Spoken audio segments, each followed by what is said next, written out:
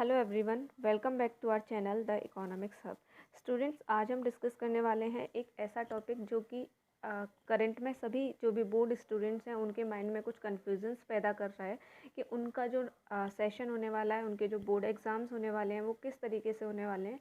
क्योंकि अभी हमने देखा कि जो लास्ट 2 सेशंस हैं उसमें बोर्ड के एग्ज़ाम्स जो हैं बिल्कुल भी प्रॉपर्ली नहीं हो पाए हैं, जिसकी वजह से असेसमेंट में भी काफ़ी सारे कन्फ्यूजन्स रही हैं स्टूडेंट्स को कि किस तरीके से हमको मार्क्स मिलने वाले हैं। और उसके अलावा जो एग्ज़ाम का पूरा पैटर्न है वो भी काफ़ी ज़्यादा ख़राब हो चुका है। तो इसीलिए सीबीएसई ने इस बार जो हमारा सेशन है ये 2021 और 22 उसके लिए कुछ गाइडलाइंस जो हैं वो पब्लिश की हैं। यानी अभी सीबीएसई ने कुछ नया क्राइटेरिया डिसाइड किया है जिसके बेसिस पे एग्ज़ाम्स हमारे प्रॉपरली हो सकते हैं कोरोना के टाइम में भी, और अगर कोरोना एंड होता है तो भी। तो आइए हम स्टार्ट करते हैं कि किस तरीके से हमारे सीबीएसई ने गाइडलाइंस प्रिपेयर की हैं, उसकी एक्सप्लेनेशन हम देखते हैं। ठीक है, तो सबसे पहले यहाँ पे ये दे रखा है कि जो हमारा जो न्यू पैटर्न है वो हमारा बना है 2021-22 सेशन के लिए, यानी जो नेक्स्ट सेशन आने वाला है। मान लीजिए आप 10th में हैं या आप 12th में हैं, तो आपके जो एग्ज़ाम्स हैं वो किस तरीके से होंगे उसके लिए ये जो पैटर्न है वो है। ठीक है, तो इन्होंने क्या किया है कि जो हमारा पूरा एकेडमिक टर्म होता है, यानी पूरा जो हमारा एक साल होता है 1 ईयर, उस 1 ईयर को इन्होंने 2 पार्ट्स में डिवाइड कर दिया है, टर्म 1 एंड टर्म 2। यानी अभी आपके क्या है, 2 बार एग्ज़ाम्स होंगे जो कि आपके बोर्ड में ऐड होने वाले हैं। अभी तक क्या होता था, बोर्ड में जो है इंटरनल मार्क्स जो जाते थे आपके प्रैक्टिकल वगैरह के वो ऐड होते थे, उसके अलावा बस एक एग्ज़ाम होता था लास्ट में बोर्ड का। लेकिन अभी क्योंकि उस टाइम पे पिछले 2 साल से हम देख रहे हैं कि कोविड की जो वेव्स हैं वो आ जाती हैं, तो इसीलिए सीबीएसई ने उस ईयर को 2 पार्ट्स में डिवाइड कर दिया है। यानी एक आपका टर्म 1 है और एक आपका टर्म 2 है। ठीक है, तो अब क्या होगा कि जो आपका टर्म फर्स्ट होगा उसमें आपका 50% सिलेबस आ जाएगा, और जो टर्म सेकंड है उसमें आपका बचा हुआ 50% सिलेबस आ जाएगा। जैसे फॉर एग्जांपल ज्योग्राफी में आपके 10 चैप्टर्स हैं, तो 10 चैप्टर्स में से 5 चैप्टर्स आ जाएंगे आपके टर्म फर्स्ट में, और जो बचे हुए 5 चैप्टर्स हैं वो आ जाएंगे आपके टर्म सेकंड में। ये एक एग्जांपल था, मतलब जितना भी आपका सिलेबस है उसका 50% आएगा टर्म फर्स्ट में और रिमेनिंग 50% आएगा आपका टर्म सेकंड में। ठीक है, उसके अलावा अब बात आती है कि टर्म फर्स्ट कब होगा। तो जो हमारा टर्म फर्स्ट है वो होगा नवंबर दिसंबर 2021 में। यानी अभी जो अपकमिंग आपका नवंबर और दिसंबर का जो मंथ आ रहा है उसमें आपका टर्म फर्स्ट के जो एग्ज़ाम्स हैं वो हो जाएंगे। ठीक है, सीबीएसई कंडक्ट करा लेगी। उसके बाद जो आपका टर्म सेकंड है जिसमें कि आपका बचा हुआ 50% सिलेबस आने वाला है, वो होगा आपके नेक्स्ट ईयर मार्च और अप्रैल में, यानी 2022 के मार्च और अप्रैल में।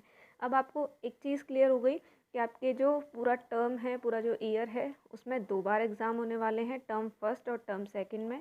ठीक है, दोनों में ही 50-50% सिलेबस आएगा, जिससे कि आपका पूरा सिलेबस कवर हो जाएगा 2 बार में।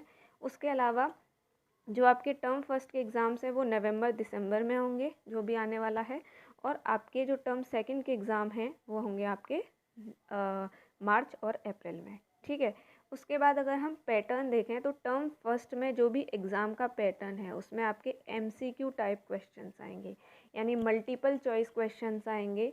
ठीक है, 90 मिनट्स का आपका एग्ज़ाम होगा। 90 मिनट्स इट मीन्स 1.5 घंटे का आपका एग्ज़ाम होगा। और जो एमसीक्यूज़ आएंगे वो भी कैसे आएंगे, केस बेस्ड एमसीक्यूज़ आएंगे। जैसे कि कुछ सिचुएशंस दे दी, उस सिचुएशंस में आप प्रॉब्लम को कैसे सॉल्व करोगे। ठीक है, केस स्टडी के बेसिस पे आ जाएंगे, असर्सन रीज़न के बेसिस पे आ जाएंगे। असर्सन रीज़न क्या है, हमारे लास्ट जो ईयर है तभी से ये ऐड हुए असर्सन रीज़न के। ये मैंने आप हमारी जो प्रीवियस वीडियोज़ है उसमें भी एक्सप्लेन किया है, बट अगर किसी को लगे कि हमें समझ में नहीं आ रहा असर्सन रीज़न क्या होता है तो आप मुझे कमेंट बॉक्स में बोलिएगा, मैं आपको एक्सप्लेन करूँगी और कुछ क्वेश्चंस भी वैसे करा दूँगी जिससे आपको समझ में आ जाएगा कि इन क्वेश्चंस को हम कैसे अटैम्प्ट करते हैं।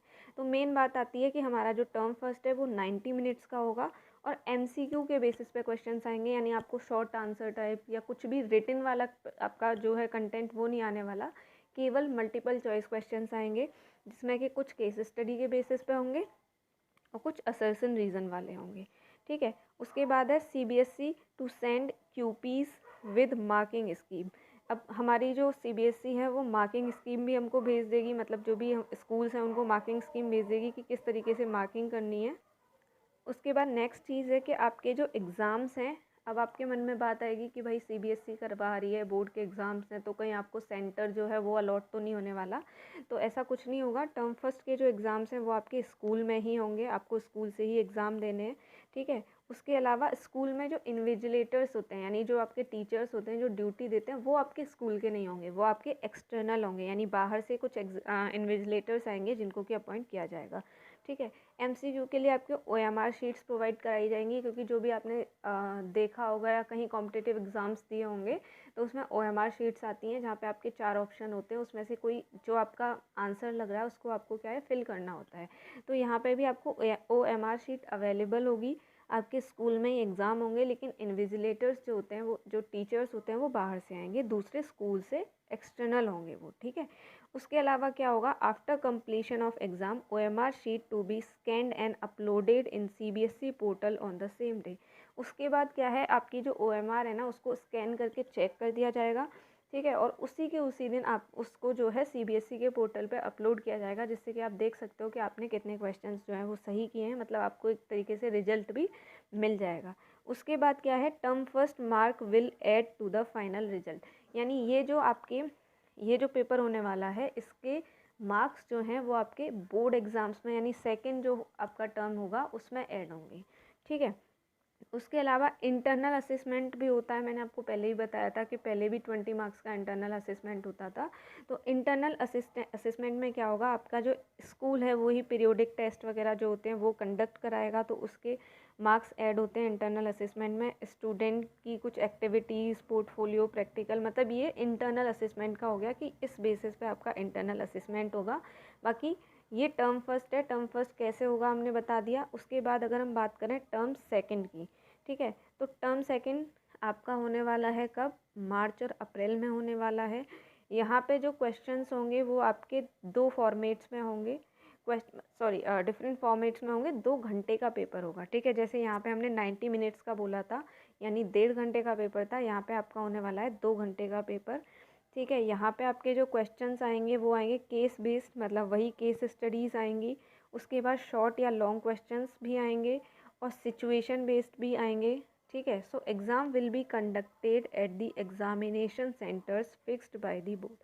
अब ये जो टर्म सेकंड होने वाला है उसके लिए आपको एग्जामिनेशन सेंटर्स अलॉट किए जाएंगे, यानी आप जैसे दूसरे स्कूल्स में जाते थे एग्ज़ाम्स देने के लिए, तो उसी तरीके से आपको दूसरे स्कूल्स में जाना होगा, ठीक है। उसके बाद in the case of adverse situation term second will be 90 minute MCQ. इसका मतलब क्या होगा, ये काफ़ी इम्पॉर्टेंट पॉइंट है, इसको आप ध्यान रखना कि अगर सेकेंड टर्म के टाइम पे भी जो कोविड है उसकी वेव रहती है, यानी कोविड का कुछ ज़्यादा ही इन्फ्लुएंस रहता है, कोविड की बहुत ज़्यादा केसेस आते हैं उस टाइम पे, एडवर्स कंडीशन होती है, तो क्या होगा, जो टर्म सेकंड है ना वो भी आपका टर्म फर्स्ट की तरह होगा, यानी 90 मिनट्स का होगा और ओनली एमसीक्यू आएंगे, ठीक है। यानी अगर कोरोना होता है उस टाइम पे तो आपके लिए ये फ़ायदा हो जाएगा कि आपको केवल एमसीक्यू जो क्वेश्चंस हैं वो करने होंगे, वो केवल 90 मिनट्स का पेपर होगा जैसा आपका टर्म फर्स्ट हुआ था, ठीक है। उसके बाद टर्म सेकंड के मार्क्स भी जो है फाइनल रिजल्ट में ऐड हो जाएंगे, यानी आपका फाइनल रिजल्ट कैसे बनेगा, term first plus term second, इन दोनों के मार्क्स को ऐड करके और जो इंटरनल असेसमेंट होता है उसके मार्क्स को ऐड करके आपका जो बोर्ड का जो आपका रिजल्ट है वो प्रिपेयर हो जाएगा, ठीक है। How will the marks be calculated for the final report card, मतलब मार्क्स कैसे ऐड होंगे, अगर मान लीजिए पेंडेमिक नहीं होता है, यानी उस टाइम पे कोरोना या कोविड की कोई भी ऐसी प्रॉब्लम नहीं होती है, तो क्या होगा, marks to be distributed evenly over 2 terms, student to take both exams at centre, मतलब दोनों एग्ज़ाम्स के जो मार्क्स हैं वो दिए जाएंगे, ठीक है, मतलब टर्म फर्स्ट टर्म सेकंड दोनों के मिला के दिए जाएंगे। और मान लीजिए आपका जो टर्म फर्स्ट है वो आपका घर से होता है, मतलब जैसे टर्म फर्स्ट के टाइम पे, यानी नवंबर दिसंबर के टाइम पे अगर कोविड का ऐसा कुछ रहता है और आप जो है स्कूल से नहीं दे पा रहे हो एग्ज़ाम, और मतलब आपके ऑनलाइन एग्ज़ाम्स होते हैं घर से, और टर्म सेकंड आपका अगर स्कूल से होता है, ठीक है, ये सिचुएशन कि अगर आपने टर्म फर्स्ट घर से दिया और टर्म सेकंड कहाँ से दिया, स्कूल से, तो आपका जो टर्म फर्स्ट का वेटेज है वो रहेगा कम और टर्म सेकंड का रहेगा ज़्यादा। सिंपल सी बात है, घर में क्या होता है कई बार चीटिंग भी हो जाती है, तो थोड़ा मतलब फेयर जो है एग्जामिनेशन नहीं हो पाएगा, इसीलिए अगर आपने टर्म फर्स्ट घर से दिया है तो आपका उस पर कम मार्क्स मिलेंगे। जैसे मान लीजिए 50-50 का वेटेज था, तो अभी अगर आप घर से दे रहे हो तो हो सकता है 20 या 30% ही वेटेज रहे, ठीक है। अगर दूसरी सिचुएशन ऐसी हो कि आपने टर्म फर्स्ट तो स्कूल में जाके दे दिया, लेकिन टर्म सेकंड के टाइम पे सिचुएशन एडवर्स हो गई और आपको घर से एग्ज़ाम देना पड़ रहा है, तो फिर क्या होगा? तो फिर टर्म फर्स्ट पे ज़्यादा फोकस होगा, यानी ज़्यादा वेटेज आएगा टर्म फर्स्ट से और कम मार्क्स मिलेंगे आपको टर्म सेकंड से, मतलब उसका वेटेज कम हो जाएगा। तो सेम तीनों सिचुएशन आपने देख ली, ठीक है, कि अगर पेंडेमिक नहीं रहता है तो दोनों के मार्क्स जो हैं इवनली यानी इक्वली ऐड हो जाएंगे। और अगर मान लीजिए टर्म फर्स्ट आप घर से देते हो, सेकंड जो है स्कूल से देते हो, तो घर वाला जो है उसमें आपके मार्क्स कम ऐड होंगे, उसका वेटेज कम होगा। और मान लो आप जो है टर्म सेकंड घर से देते हो तो उसका वेटेज कम होगा।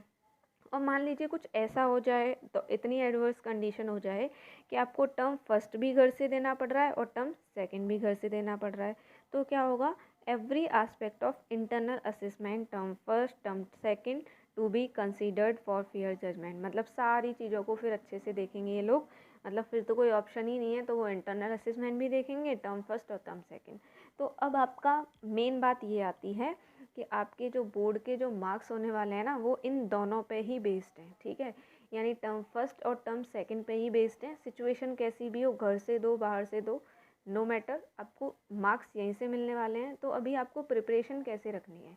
प्रिपरेशन आपको रखनी है कि आपको मोस्ट प्रोबेबल ये सिचुएशन देखने को मिल रही है कि एमसीक्यू बेस्ड होने वाला है। अब ये मत सोचना कि सारा ही एमसीक्यू बेस्ड है, क्योंकि हमने बोला कि टर्म सेकंड में अगर सिचुएशन सही रहती है तो वहाँ पे आपको शॉर्ट और लॉन्ग क्वेश्चन भी मिल सकते हैं, ठीक है। तो प्रिपरेशन आपको दोनों तरफ से रखनी है, शॉर्ट लॉन्ग क्वेश्चंस की तरफ से भी रखनी है, मतलब रिटन एग्ज़ाम भी के पॉइंट ऑफ व्यू से भी आपको प्रिपरेशन करनी है।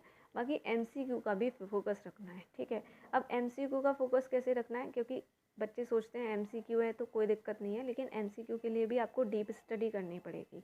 तो अगर आपको थोड़ा स्टडी पैटर्न पता करना है कि किस तरीके से आपको प्रिपरेशन करनी चाहिए, तो अगर आपको ऐसा कुछ जानना है तो भी आप मुझे बताइएगा कमेंट सेक्शन में। मैं आपको उसकी एक वीडियो प्रिपेयर करके दूँगी, जिसमें मैं आपको बताऊँगी कि आप किस तरीके से अपनी स्टडीज़ को, अपनी प्रिपरेशन को अच्छा कर सकते हो, जिससे कि आपको इस टर्म फर्स्ट और टर्म सेकंड में अच्छे मार्क्स मिलें, ठीक है। सो आई होप आपको ये सारी जो भी प्रॉब्लम्स हैं वो सारी क्लियर हो गई होंगी। अब सारी चीज़ें आपके सामने हैं कि किस तरीके आपको प्रिपरेशन करनी है। So hope for the best और मिलते हैं हमारी अगली वीडियो में। तब तक के लिए keep learning, keep doing. Thank you, bye bye.